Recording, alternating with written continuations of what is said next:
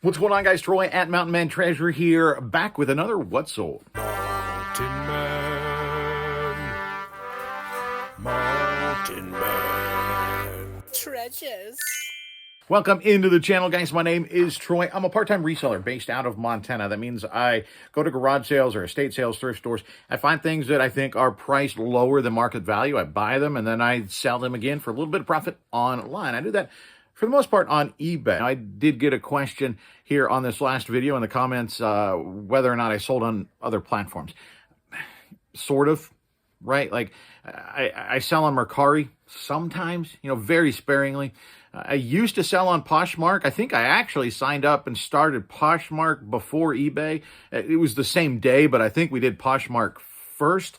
I've quit that. It was just too labor intensive. I hated the sharing of the closets and stuff. I got rid of Poshmark. Of course, Facebook Marketplace a little bit locally, and sell on some local Facebook groups, stuff like that. I tried Etsy. It wasn't for me. So I've dabbled in the others and settled in on eBay, especially doing this part-time. I've talked about it before. I wanted to streamline as much as possible. I want to keep things simple. And so we decided, you know what? eBay is the place to be. It's the best place to put our stuff. And I like selling there, even though in the last video I kind of complained a little bit. It's okay. I still love you, eBay, and we're still coming back. And like happens on eBay, we've talked about it. It's a roller coaster. It's up and down and up and down. Now, it's not typically this violent of an up and a down, but the last couple of weeks for us have been. And after 7 non-payments, I did hear back from one of them that said, hey, I got a new phone, something about having to load money back up, and they're going to pay for that. That's for the Star Wars figure. So that's great. You know what? And if innocent things happen, I'm fine with that. But I hate when you send people reminders, then just never hear back. And then it goes through 4 days. They don't pay. That's the worst. So yeah, I'm glad that they got back with me, and hopefully we see that payment come through. But that's 1 out of 7. Right, so those are still sitting there. But we also made some really good sales over the last couple of days, some really nice items, and so things are looking up. And so let's run through those. I'll tell you what we sold. This first thing, and I listed it when things were slow. This is one that I listed because I thought, you know what? I hate shipping them out, frankenboxing stuff together. I just don't like it. It's not hard. Just don't like to do it. But I thought, you know what? I need a sale, and so I'm going to list this thing. Here it is. It's an Xbox 360 Guitar Hero guitar. This one is just a very good one. The sell-through rate is ridiculous. If you list it at the right price, it's going to sell.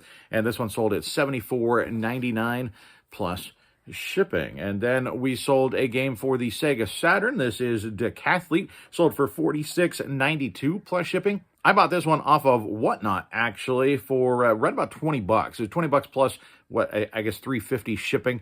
So not a huge flip here, but essentially doubled our money. Super happy with that. That guitar, actually, I got for $1 at a garage sale this past summer. I'd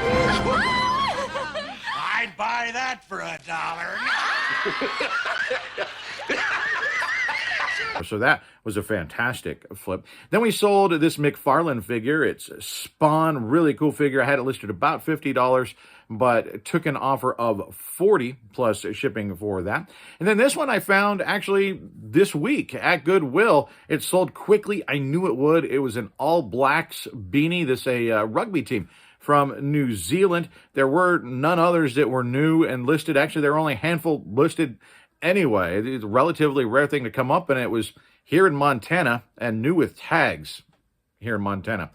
I don't know, but I paid $3.99 for it. Knew it wouldn't be a huge seller, but knew it would sell and sell quickly, and it did. I took an offer of $19 plus shipping. I could have held out and got in the neighborhood of 22, 23, I think, at some point, but I wasn't going to quibble over a couple bucks, especially when things are slow. So still a very nice sale. Then I sold this guy. This has been sitting around for maybe 3 years. It's been sitting around for a while. This Xbox console carrying case for $29.81 plus shipping. Then I sold another Schleich horse. This one a Shetland pony. $16.39 plus shipping. Now I love finding those things. I'm buying those things every time I see them now. Great little money makers. Then we sold another wrestling fig, WWF fig. This one a nice sale, $23.44 plus shipping. Sold the Pentax K1000. I told you guys to watch out for that brand and that model. They sell all the time. This one in great shape, not an original neck strap on there, but still a vintage neck strap, and a great camera in great condition. A few minor dings on the front, scrapes on it or whatever, but mechanically it was in great shape. And this one actually sold internationally. It went to Australia for 158 Australian dollars. The Australian dollar, I have to look at what it is. It's about 72 cents, I think, right now, US dollars. So still a nice sale. I think that comes out to about 115 bucks. It cost $18.95 to ship it through Pirate Ship's simple export rate because it sat under 2 pounds. So, really nice flip on that. I think I paid $10 for that at the local thrift store. Then we sold a DVD. This one, a cool sale for $33.49 plus shipping for the fall. Then I sold to a viewer of the channel. You know him, you love him. Brian Klaus came in and trying to gin up some activity in the store. I sure appreciate it, man. He came in, he bought this guy. He bought the 1992 Taz mug for $9.98 plus shipping. And then I guess he was just in a Taz kind of mood because he cleared the store out of Taz items. Look at this. He picked up the plush coin purse, the Space Jam plush, the PVC figure, and the tie. All of them vintage items. I don't pick up every Taz that I find, but I do pick up the random vintage Taz. The market's a little bit full, but they do sell eventually. And that lot sold for $34.92 plus shipping. I combined, of course, all the shipping and then refunded Brian. And Brian, there's actually a bonus item in there for you because I had a Taz item that was sitting out here in the shop that hadn't gotten listed. So thanks very much, my friend. I sure appreciate you. And you got an extra Taz thrown in that box. Then I sold one more item, not a huge sale, but a cool destination. Jack Daniel's belt buckle, vintage buckle, of course. And this sold for $14.73 plus international shipping to anybody? Bueller.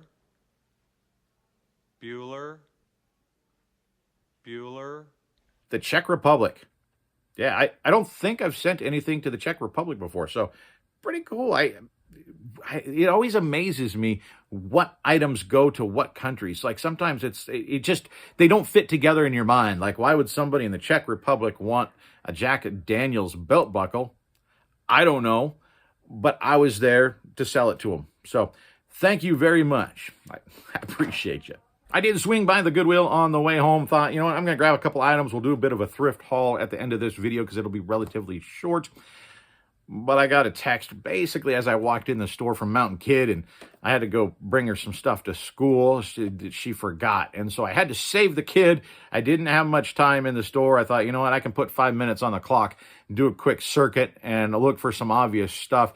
Didn't find anything, so I stopped by the media section to see if they had put any new stuff out. That's the bonus of going a couple times a week, is you can remember. So I knew when I went in before, the top 2 shelves were pretty bare. So when the top 2 shelves are full, obviously, that's the new stuff. You can use that same trick, incidentally, with like the t-shirt rack. If you go spend the time, go through the t-shirt racks, then you can go in, and at least at our Goodwill, there's markers for small, medium, large, extra large. There's a little ring marker on the bar.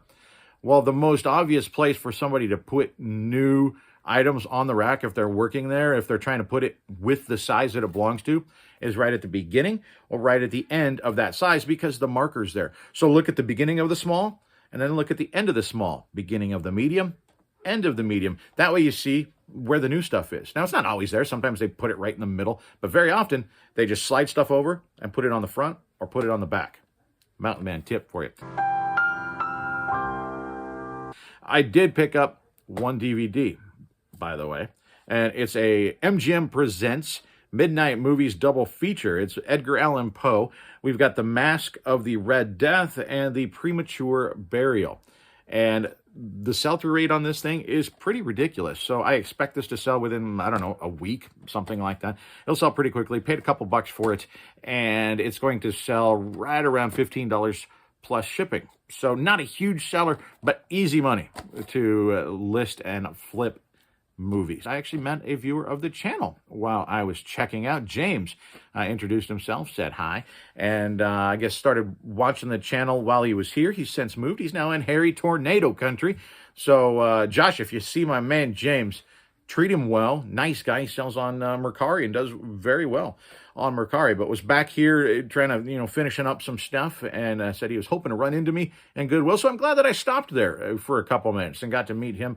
Very cool guy. And yeah, James, thanks so much for watching. He actually said he was watching and saw me at a friend's house, actually, and got a hold of him and said, hey, you're on my TV. And so now his friend watches as well, which is awesome. And it's so cool to hear from people that do watch the channel and have told me, hey, I saw you pick up this item. I picked up one and made great money on it. Or, I heard from you this tip and now we do it. It helps. I've heard from multiple people that are now selling internationally, because anybody that's watched the channel for a while knows I'm a flag-waving member of the You Should Sell Internationally Club. I don't know, we should make t-shirts or something. I think that's a great way to increase your business and increase the money that you bring in without actually doing anything else, really.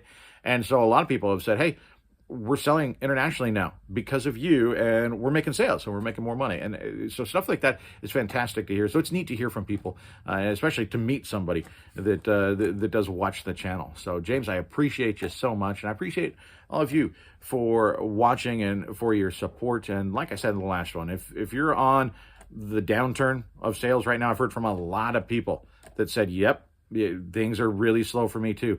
It'll pick up. We've had some nice sales over the last couple of days.